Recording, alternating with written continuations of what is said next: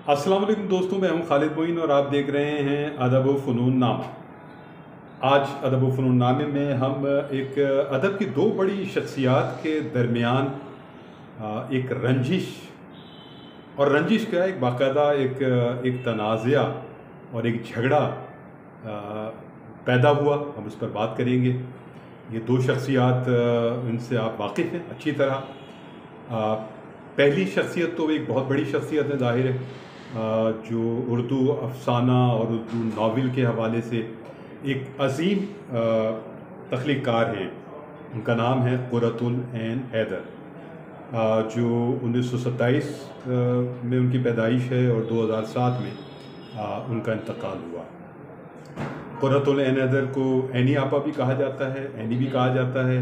तो ये मुख्तलिफ उनकी पहचान रही है और वो बहुत तवील उम्री तक जो है बहुत अच्छे तख्लीकी काम करती रहीं और उनका एक बड़ा नाम है।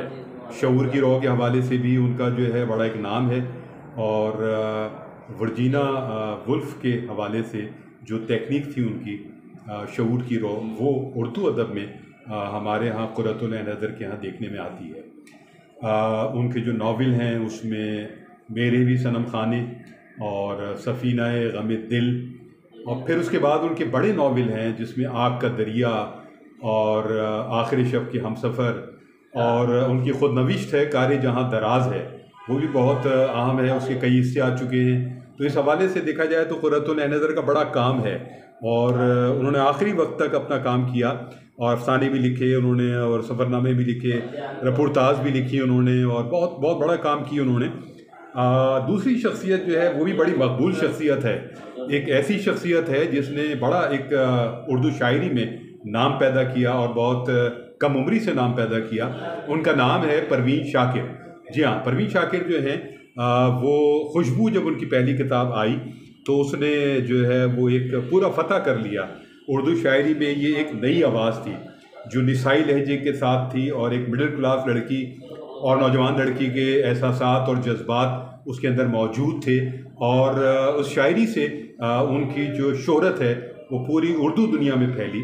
परवीन शाकिर जो हैं उनकी तकरीबन 4-5 किताबें उनकी आईं, जिसमें खुशबू है ज़ाहिर है, और फिर ख़ुद कलामी है, सदबर्ग है, इनकार है, और फिर उनका कुलियात माह तमाम के नाम से सामने आया। परवीन शाकिर जो है वो 1952 को पैदा हुई और 1984 को उनका इंतकाल हो गया और एक हादसाती तौर पर उनका इंतकाल हुआ और ये इंतकाल इस्लामाबाद में एक रोड एक्सीडेंट में हुआ और ज़ाहिर है उसका शोक जो है पूरी उर्दू दुनिया में मनाया गया, बल्कि आम लोगों ने भी उनके इंतकाल पर जो है वो ख़ासा रंज और गम का इजहार किया। अब वाक़या क्या है, मैं मुख्तसरन बताता हूँ कि परवीन शाकिर जो हैं वो 1978 में भारत गई। 1978 में उन्होंने भारत का दौरा किया और वापसी में उन्होंने 3 नज़में लिखी।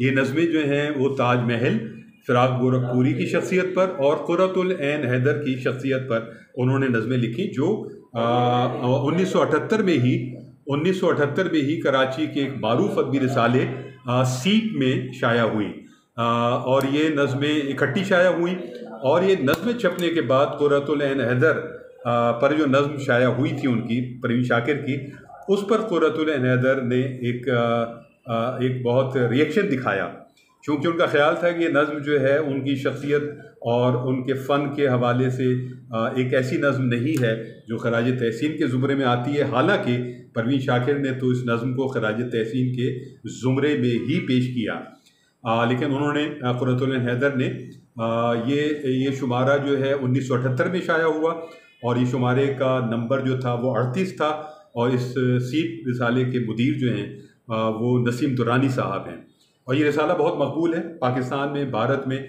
और जगहों पर पूरी दुनिया में, और इस रिसाले की एक अलग तारीख़ है। तो क़ुर्रतुल ऐन हैदर ने 2 खतूत लिखे। एक ख़त जो है वो उन्होंने परवीन शाकिर के नाम लिखा और उनको रिसाल किया और एक सीप में नसीम दुरानी साहब को लिखा और नसीम दुरानी साहब ने वो ख़त जो है उनका वो रख लिया और उसके बाद जो परवीन शाकिर तक वो ख़त जब पहुंचा तो परवीन शाकिर ने उस ख़त का एक जवाब दिया। उस ख़त का जवाब देने के साथ उन्होंने एक कॉपी जो है वो नसीम दुरानी साहब को मुदीर सीप को भी अरसाल कर दी। इस तरह वो लेकिन नसीम तुरानी साहब ने इस तनाज़े को बढ़ाने के बजाय उसको जो है उन खतूत को शाया नहीं किया। लेकिन बहुत अरसे के बाद फिर उन्होंने बहुत अरसे के बाद जब ये दोनों ख़वातीन जो अपनी अपनी जगह बड़ा उनका एक नाम था और अपना मुकाम था, जब वो दोनों इंतकाल कर गई तो उन्होंने एक अदब की अमानत समझते हुए उन खतूत को सीप में शाया किया। और वो नज़्म जो है वो तो पहले ही शाया हो चुकी थी, उसके साथ साथ उन्होंने वो नज़्म भी शाया की। तो परवीन शाकिर तक जब वो ख़त पहुंचा क़ुर्रतुल ऐन हैदर का, तो उन्होंने पहले तो क़ुर्रतुल ऐन हैदर की चंद जुमले में आपको बताता हूँ कि उन्होंने लिखा कि आपने अपनी शायरी और तख़य्युल के बड़े जौहर दिखाए। आपने अपनी शायरी में तख़य्युल के बड़े जौहर दिखाए। मैं आपसे बहुत खुलूस के साथ और बहुत अपनायत के साथ मिली।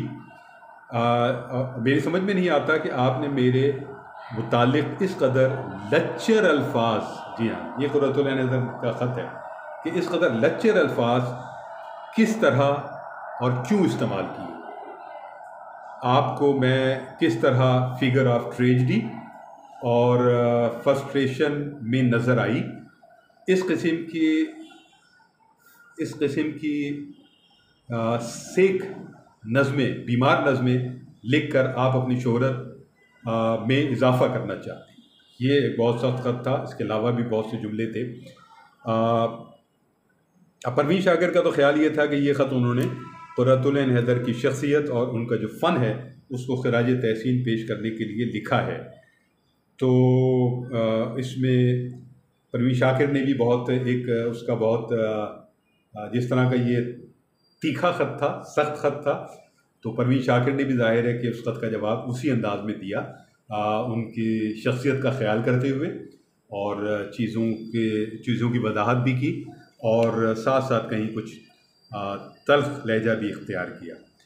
तो नसीम तुरानी साहब ने ये खतूत जो हैं जो दो बड़े राइटर्स के रंजिश के हवाले से थे, उनको उन्होंने शुमारा नंबर 75 में, सीप के शुमारा नंबर 75 में ये दोनों खतूत भी उनके शाया किए और साथ साथ जो है वो जो एक नज़्म थी वो भी शाया की।